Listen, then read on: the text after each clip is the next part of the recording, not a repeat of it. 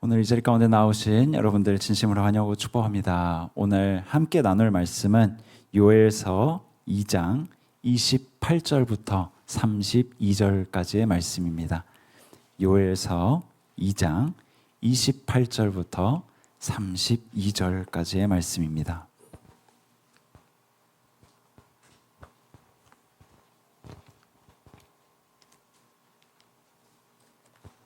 요엘서 2장 28절부터 32절까지의 말씀, 저 여러분이 한 절씩 교독하고 마지막 절은 합독하도록 하겠습니다. 제가 먼저 읽겠습니다.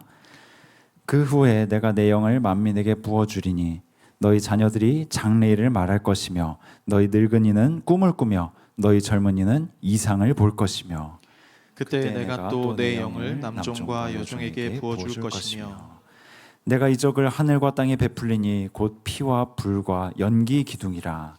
여호와의 크고 두려운 날이 이르기 전에 해가 어두워지고 달이 핏빛같이 변하려니와. 함께 읽겠습니다. 누구든지 여호와의 이름을 부르는 자는 구원을 얻으리니 이는 나 여호와의 말대로 시온산과 예루살렘에서 피할 자가 있을 것이며 남은 자 중에 나 여호와의 부름을 받을 자가 있을 것임이라. 아멘. 오늘은 성령으로 회복되는 하나님의 백성이라는 제목으로 같이 말씀을 나누도록 하겠습니다. 오늘 본문인 요엘서의 시대는 국가 전체가 어려움에 빠져 있었습니다. 메뚜기 때가 지나갔고 농작물은 사라져서 먹을 것이 하나도 남아있지 않은 상황이었습니다. 밭에 있는 모든 나무가 시들고 말라 죽었습니다. 이로 인해서 경제는 무너지게 되었고 백성들은 절망하게 됩니다. 성전에서 드리던 소제와 전제도 당연히 끊어져 버렸죠. 심지어 3절에 보면 그 앞에서 피할 자가 없을 만큼 엄청난 심판이 임했다라고 이렇게 이야기하고 있습니다. 그렇다면 이토록 두렵고 떨리는 여호와의 날이 다른 이방 민족도 아닌 이스라엘 백성에게 임하게 된 이유가 무엇인가? 바로 하나님으로부터 멀어진 백성들의 마음과 그들의 죄악이었습니다. 그런데 그들의 죄악에도 불구하고 하나님께서는 12절에서 이렇게 말씀하고 계십니다. 이제라도 금식하고 울며 애통하고 마음을 다하여 내게로 돌아오라.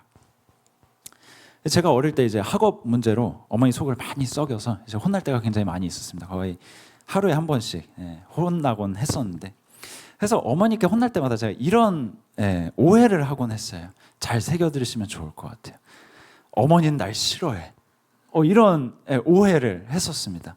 그러다 보니까 어머니가 어느 순간 저에게 무서운 존재가 돼버린 거예요. 어머니를 대하는 게 어렵고 함께 있는 게 굉장히 불편하고 괜히 내가 무언가 잘못하진 않았나 눈치를 자꾸 보게 되고. 근데 지금 생각해보면 어머니는 어머니 나름대로 저를 굉장히 잘 키우시려고 굉장히 많은 노력을 하셨더라고요. 책도 진짜 많이 읽으시고 뭐 강의도 들으시고 그 들으신 거 읽으신 거 공부하신 거를 토대로 저에게 설득도 해보시고 좋은 학원도 보내시고 때로는 아니지만 혼내기도 하시고. 그러니까 저는 어머니는 사실 저를 사랑하는 마음으로 저를 위해서 온 마음을 다해 온 힘을 다해서 헌신을 하셨지만 저는 그런 어머니의 헌신과 사랑을 오해를 한 거죠. 그러니까 어머니가 그냥 단순히 내가 원하는 걸 해주지 않는다는 이유로 내가 놀고 싶고 내가 장난감 사고 싶은데 그걸 다 들어주시지 않는다는 이유로 엄마 날 싫어해, 이렇게 오해를 하곤 했던 거죠. 오늘 본문의 내용도 마찬가지입니다. 하나님께서 크고 두려운 여호와의 날에 메뚜기와 같은 군대를 보내세요. 그리고 이스라엘 백성들을 징계하십니다. 근데 그것은 단순히 이스라엘 백성들을 힘들게 하고 괴롭게 하기 위해서가 아니라 이스라엘 백성들을 너무나도 사랑하기 때문에 그들을 올바른 길로 나아가게 하시기 위해서 징계를 하셨다라는 것이죠. 그렇기 때문에 비록 이스라엘 백성들에게 징계는 내리셨지만 동시에 그들에게 다시 한번 기회를 주시면서 말씀하시는 것입니다. 이제라도 마음을 다해 내게로 돌아오라. 18절에서도 이렇게 이야기하고 있습니다. 그때 여호와께서 자기의 땅을 극진히 사랑하시어 그의 백성을 불쌍히 여기실 것이라.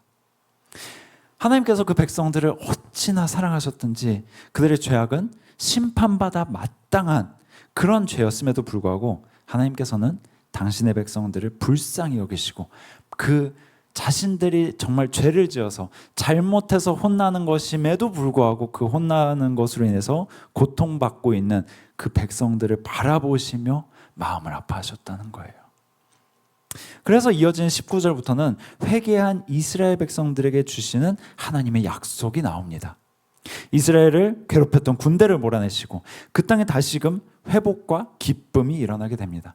그리고 나서 우리가 함께 읽은 28절의 말씀이 등장하게 되죠. 28절의 말씀은 이렇게 시작합니다. 그 후에 내가 내 영을 모든 육체에 부어주리니. 회복의 시작은 사람이 아닙니다. 하나님입니다.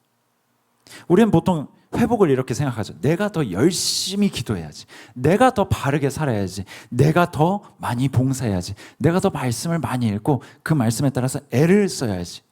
물론 우리의 행위도 중요합니다. 하지만 성경은 회복의 출발점을 우리의 생각과는 다르게 이야기한다는 것이죠.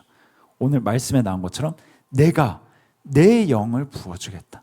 즉 하나님이 시작하시고 하나님께서 이루어 가신다라는 말씀인 것입니다. 회복은 인간의 결심이 아니라 하나님의 은혜에서 시작되는 것이죠. 하나님께서 먼저 찾아오시고 하나님께서 먼저 손을 내미시고 하나님께서 먼저 성령을 부어주십니다. 제가 이제 뭐 그 긴 시간 동안 어머니께 매일 혼나고 막 학업 때문에 스트레스 받고 막 그렇게 해서 결국 수능 시험을 마쳤어요. 마치고 돌아온 날 어머니께서 갑자기 시험 끝나고 나는데 저를 부르시는 거예요. 저는 그 두렵고 떨리는 날이 임했구나. 그래서 어머니 앞에 이렇게 무릎을 꿇고 앉았어요. 저도 모르게 이렇게. 근데 갑자기 제 손을 잡으시더니 양손을 이렇게 잡으시더니 이렇게 울먹거리시는 거예요. 그러면서 그동안 엄마가 너를 너무 많이 혼냈던 것 같다. 미안하다. 이렇게 말씀을 하시더라고요. 그러면서 제 손을 잡고 기도를 해주셨어요. 그러니까 사실 생각해보면 어머니는 저를 위해서 진짜 많은 희생과 헌신을 하셨던 거예요. 하지만 그 과정에서 제 마음을 아프게 하신 것 때문에 혹시나 내가 혼낸 거 그것 때문에 아들인 제가 상처를 받았을까 봐, 마음 아파할까 봐, 그래서 먼저 사과를 하시면서 손을 내미셨던 것이죠. 그러니까 참 제가 지금에 와서도 그 행동이 정말 엄마가 아니면 하기가 참 어려운 행동이셨겠구나. 그 초등학교부터 중학교, 고등학교 그 긴 시간 동안 말을 얼마나 안 들었는데 그 아들을 그렇게 혼내시면서 그게 당연히 타당해라고 생각하셨을 법도 한데 그런 아들을 붙잡고 내가 너무 미안하다.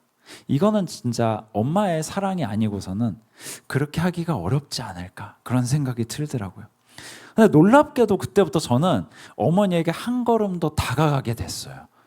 어떤 일이 생겼을 때 원래는 제가 숨기고 혼자 해결하려고 막 애를 쓰고 막 그랬었는데 이제 그때부터 어머니께 이야기를 제가 꺼내기 시작했습니다. 고민이 생겼을 때 어머니를 찾기 시작했고 뭐 정말 내가 너무 힘들다. 그럼 어머니께 가끔 이제 안아달라고 이러고 말은 못하고 이러고 가만히 앉아가지고 이러고 있었어요.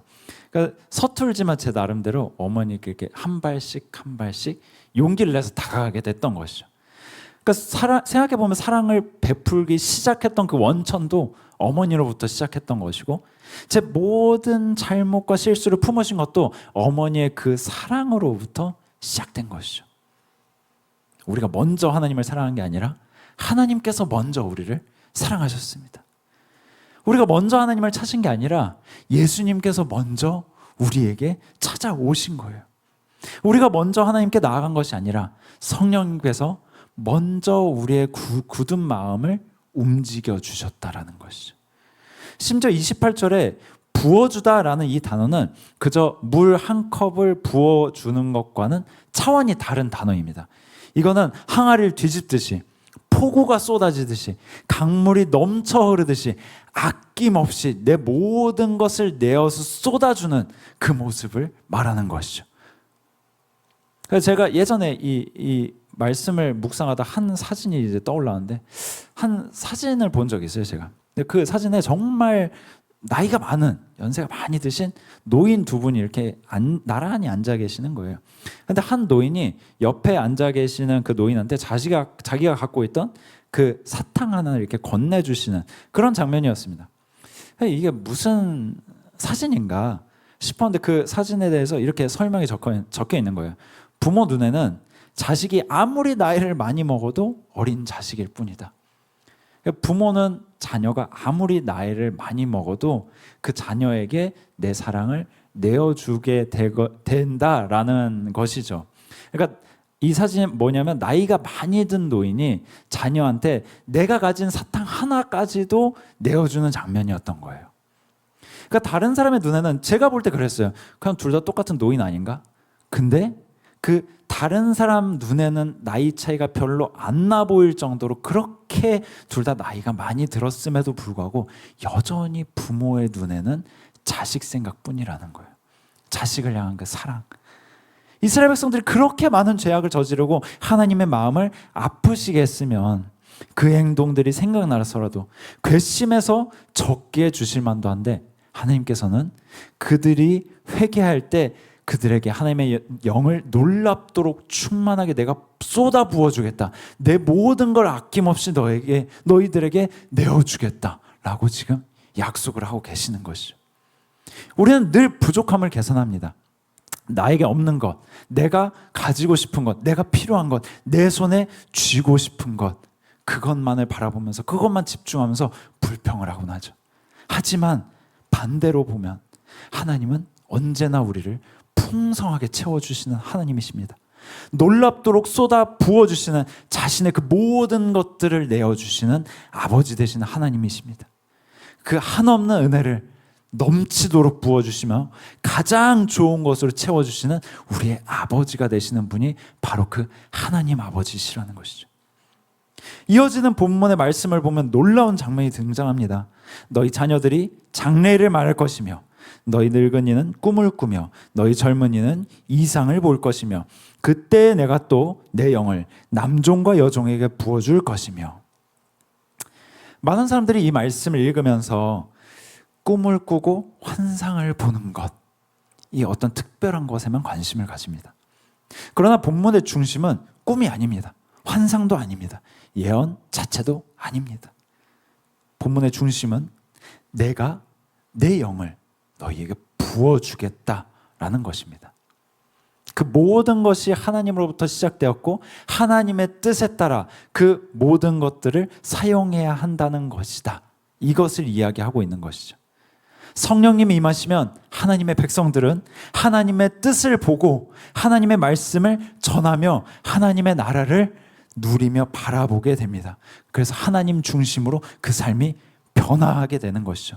그러니까 예전에는 그냥 단순히 나 자신만 생각하던 모습에서 벗어나서 이제는 하나님을 바라보게 되는 것이고 그 하나님의 뜻이 어디에 있는가 그 뜻을 깨달아 알게 되고 그것을 품게 되고 더 나아가 그 뜻을, 그 사랑을, 그 은혜를 전하는 삶을 살게 된다는 것이죠. 그래서 오순절에 성령을 받은 제자들은 자신의 생계와 안위만을 위한 그런 미래를 점치는 사람들이 되지 않습니다. 하나님의 성령이 부어질 때 그 능력을 가지고 하나님의 마음과 뜻을 전하는, 복음을 전하는 그런 사람이 되었습니다. 두려움 속에 숨어있던 그 사람들이 거리로 나가서 예수 그리스도를 담대하게 증언하기 시작했던 것이죠. 이것이 바로 성령님의 능력입니다. 하나님의 증인으로서 우리의 능력을 넘어서는 하나님의 일을 감당하게 되는 것이죠. 제가 어머니의 사랑을 알게 되고 또 어머니와 같은 마음을 갖게 되면서 이제 한 가지 느끼게 된 점이 있습니다. 그건 뭐냐면 어머니의 그 헌신과 사랑이 그 힘이 진짜 어마어마하다는 거예요. 그러니까 제가 지금까지 이제 감당해온 그 사역의 시간들을 이렇게 생각해 보았을 때 어머니의 손길이 미치지 않은 것이 하나도 없더라고요. 제가 사역에 매진할 수 있도록 생활에 필요한 것들 하나하나 다 챙겨주시고 정말 뭐 간식까지 막 이렇게 매번 챙겨주시고 싸주시고 또 필요한 사람들 있다 그러면 만날 수 있게 연결시켜 주시고 고민이나 어려움이 있을 때마다 어떻게 하나님 안에서 하나님의 뜻 안에서 말씀 안에서 그것들을 문제들을 풀어가야 하는지 그 지혜도 같이 나눠주시면서 기도해 주시고 그러니까 그 모든 것들이 저 혼자 어떻게 해낼 수 없는, 절대 제 혼자서는 감당해낼 수 없는 것들이었다는 것이죠. 그러니까 저와 어머니가, 다시 말하면 어머니가 저를 향해 품으셨던 그 꿈을 저도 같이 꾸기 시작하면서 어머니의 힘을 힘입어 함께 나아갔더니 그 힘이 제가 할 수 있는 것을 훨씬 뛰어넘는 어마어마한 결과물이 나오게 됐다라는 것이죠. 오늘 본문에 등장하는 그 모든 일들, 예언을 하고 꿈을 꾸고 환상을 보는 그 모든 것들, 그건 단순히 자신만을 위한 것이 아닙니다. 하나님께서 하나님의 영을 풍성하게 부어주셔서 그 은혜로 말미암아 우리가 하나님의 마음과 하나님의 뜻을 깊이 깨달아 알고, 더 나아가 그것을 하나님의 뜻에 따라 우리 삶에 풀어낼 때, 그것을 녹여낼 때, 그리고 그것에 따라 한 걸음 한 걸음 걸어 나갈 때, 우리는 우리 스스로의 능력을 넘어서는 그 하나님의 무궁무진하신 능력을 경험하게 될 수 있습니다. 그것을 감당해낼 수 있게 되는 것이죠. 그리고 그 모든 것은 사실 그 무엇보다 우리 자신에게, 우리 스스로에게 가장 좋은 길이기도 합니다. 바로 하나님의 창조 목적과 그 뜻에 따라 하나님의 영광을 위해 살아가는 삶, 그 삶이 우리가 가장 온전하게 회복되는 삶인 것이죠. 그러므로 우리가 하나님의 영을 받은 우리 또한 끊임없이 구해야 합니다. 하나님, 저에게 무엇을 원하십니까? 하나님, 지금 제가 놓여진 이 상황 속에서 어떻게 하길 원하십니까? 하나님, 저는 누구를 품어야 합니까? 제가 하나님의 어떠한 뜻을 품고 하나님의 어떠한 꿈을 꾸면서 저도 하나님의 그 인도하심에 따라 나아가야 합니까? 우리의 시선이 나 자신에만 그치는 것이 아니라 더 나아가 하나님의 그 시선을 가지고 바라봐야 한다라는 것이죠. 성령 충만한 사람은 절대 혼자 은혜 받는 사람으로 끝나지 않습니다. 다른 사람을 살리는 사람으로 살아갑니다. 하나님의 나라와 하나님의 영광을 위해 살아가는 것이죠. 그리고 그것이 그에게 가장 큰 행복이자 가장 큰 삶의 목적이 된다는 것입니다. 오늘 본문은 마지막에 가장 중요한 선언으로 마무리됩니다. 누구든지 여호와의 이름을 부르는 자는 구원을 얻으리니. 여호와의 크고 두려운 날, 그 심판의 날에 여호와의 이름을 부르는 자는 구원을 받는다라고 되어 있습니다. 많은 사람들이 이야기를 하죠. 나는 마음대로 살다가 내 마음대로 살다가 죽기 직전에 저 예수님 믿어요 이렇게 고백하고 죽을 거야. 그럼 난 천국 갈 수 있잖아. 이 말씀을 그렇게 오해를 하곤 하죠. 근데 하지만 예수님을 믿고 그 자유함과 참 평안, 그 주님만이 주시는 그 차마 말로 다 할 수 없는, 말로 설명할 수 없는 그 참 기쁨을 맛본 사람들은 그렇게 이야기할 수 없죠.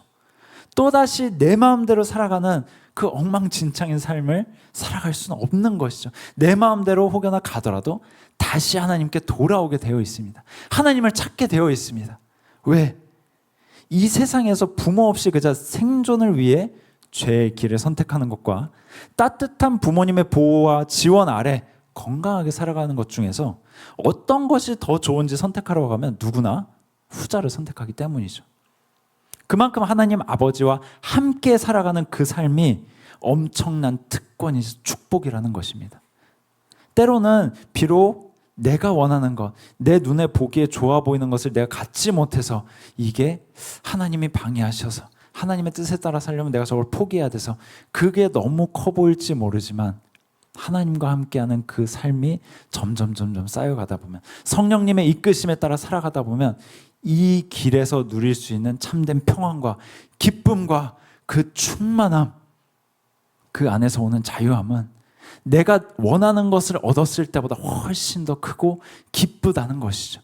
이 세상 그 어떤 것보다 큰 만족감을 준다라는 것입니다. 그리고 그렇게 하나님의 인도하심에 따라 하나님의 뜻을 구하면서 하나님의 영광을 위해 살아온 사람들은 그의 마지막 순간에도 평소 했던 것처럼, 그가 그렇게 살아왔던 것처럼, 하나님 앞에 하나님을 붙잡으며 하나님의 말씀 안에서 씨름하였던 것처럼 그 마지막 날에 하나님을 붙잡을 것입니다. 가장 의지하고 가장 붙잡는 대상이 하나님이라는 거죠. 즉 참된 믿음은 마지막 순간을 대비하는 보험이 아니라 우리 삶 전체를 변화시키는 하나님의 은혜로 인해 세워지는 것입니다. 우리가 살아가는 이 세상은 어느 것 하나 참 의지하기 어려운 세상입니다. 경제는 흔들리고 기술은 너무나도 빠르게 발전하고 그래서 사람들의 가치관은 계속해서 변합니다. 때로는 우리도 예수님을 믿는 우리조차도 이 세상을 쫓아 살아가다가 기진맥진하고 지치고 낙심하면서 넘어지죠. 하지만 세상이 아무리 흔들려도 하나님은 흔들리지 않으십니다. 환경이 아무리 변해도 하나님의 약속은 절대 변함이 없으십니다. 오늘 말씀에 나온 것처럼 그 크고 두려운 여호와의 날은 반드시 찾아올 것입니다. 하지만 예수 그리스도 안에 있는 그 믿음 안에 있는 성도들에게 그날은 두려움의 날이 아니라 완전한 회복의 날입니다. 죄와 눈물, 그 모든 것이 끝나는 날, 죽음이 끝나는 날입니다. 하나님께서 친히 우리와 함께 거하시는 날입니다. 성령님은 지금도 우리로 하여금 그 날을 바라보며 회복을 경험하는 삶을 살도록 인도하십니다. 말씀을 정리하겠습니다. 요에서의 약속은 메뚜기 재앙으로 끝나지 않습니다. 거기에 이어서 회복으로 더 나아가게 되었고요. 절망으로 끝나지 않고 성령으로 이어졌습니다. 그리고 그 성령은 오순절에 임하셨고 오늘도 우리 교회 가운데 여전히 역사하고 계십니다. 오늘 하나님께서는 우리에게도 동일하게 말씀하십니다. 내가 내 영을 부어주리라. 내가 내 영을 너희에게, 내 모든 것을 너희에게 아낌없이 쏟아 부어주리라. 이 약속은 특정한 시대의 몇 사람을 위한 말씀이 아닙니다. 예수 그리스도를 믿는 모든 하나님의 백성을 향한 약속인 것입니다. 우리가 붙잡아야 할 것은 세상의 능력이 아닙니다. 더 좋은 환경도 아니고 더 뛰어난 재능과 더 많은 물질도 아닙니다. 우리에게 가장 필요한 것은 하나님의 성령입니다. 하나님의 영인 것이죠. 성령님께서 우리를 예수님께 더욱 가까이 이끄시고 성령님께서 우리 안에 복음의 기쁨을 회복시키시며 성령님께서 우리를 세상을 향한 증인으로 세우실 때 우리의 삶은 비로소 회복될 것입니다. 우리의 가정은 회복될 것입니다. 우리의 교회는 참된 회복을 맛보고 경험하고 누리고 전하는 그런 교회 역할을 감당하게 될 것입니다. 그리고 주님의 날에 새 하늘과 새 땅의 완전한 회복으로 우리를 인도하실 것입니다. 그 성령님을 의지함으로 이번 한 주도 풍성하시고 자비하신 하나님의 그 회복시키시는 은혜를 경험하시는 저와 여러분이 되시기를 간절히 소망합니다.